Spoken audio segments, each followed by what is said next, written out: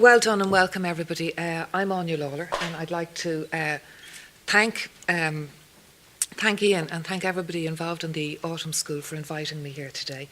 I can claim no relationship to James Fintan, unfortunately, although I only discovered this summer that the Lawlors I belong to, and we have a W, who were very poor people down in Kerry, who famously had no land, were originally apparently kicked out of Laois many centuries ago for being some kind of troublemakers. So maybe there is some connection back along the way that I don't know about. And while I was listening to you, Michael, I've been coming, I have friends in Mountrath, and I've been up and down the road from Dublin to Portlaoise many times for most of my life now. And one of the things I've always loved about this county, which is, you know, Laois is a county a lot of other people, you know, from Cork or Dublin or Galway, it's a county they pass through, it's a county they drive through.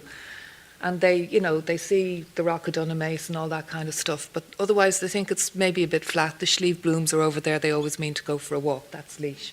But the thing I discovered about Laois when I started coming here, when I started developing the friendships I have here, was that it's a county where people have great passion, great intellectual passion. It's a county where I discovered people talking about history and identity and society.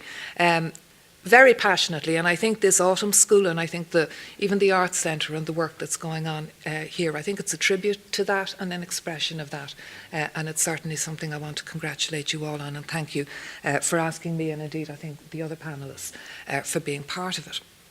And also well done everybody, the first morning session. I believe you had a great night last night, and even Owen Harris and Jack O'Connor and Micheál Martin were all agreeing with each other. And if we could manage to do that in any other forum, maybe the country would be a very different place indeed. But anyhow, well done on that, and thank you for coming along for this morning, where we're talking about emigration, the costs, the benefits to Ireland and to other countries. Now,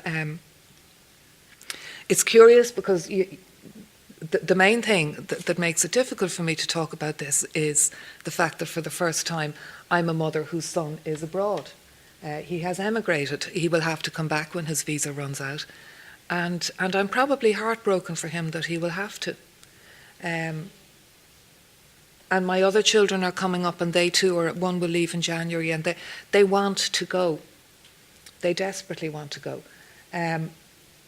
And it's not just the whole crisis and the aftermath and the economic stuff. It's not just the unemployment. It's the fact that if they come back to Ireland, if they rear their families here, they will belong to a generation. And I mean, I'm sure this will resonate with you, but they will belong to a generation that will find it much harder to have decent healthcare, decent housing, decent pensions, decent terms and conditions of employment. And if they can live, you know, where because of our national debt, and we're all celebrating growth, which is a great thing to celebrate, and it came out of nowhere and nobody seems to understand it, but it's fantastic and long may it continue because it means jobs. But on the other hand, our national debt is still enormous, and our children, my children, your children will be paying for that for a long, long time to come. Now that's a hell of a drag on your life. So I'm not in a position to talk about emigration, the costs and benefits. That's really because I'm very conflicted and confused about it at the moment, because obviously they're my children and I want them here and I want my grandchildren around me. But objectively, from their point of view, I can see why they want to go and I can see why they might want to stay away. And it seems to me that Ireland at the moment, and I know this is what you were talking about last night, is kind of poised. Maybe, you know, the whack of the recession has eased off. The absolute terror of those first few years, we're working through the problems, but what are we working towards?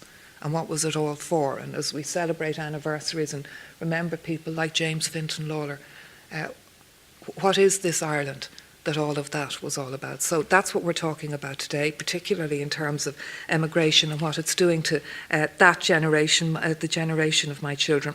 And Sharon Foley, who's the Chief Executive of the Irish Hospice Foundation, is going to talk about a quality I think a lot of people had to develop over the last couple of years. And certainly we know that unfortunately there were victims who didn't manage to have enough of it, but it is a quality that many people found when they dug down deep. That's resilience. Will you please welcome Sharon Foley?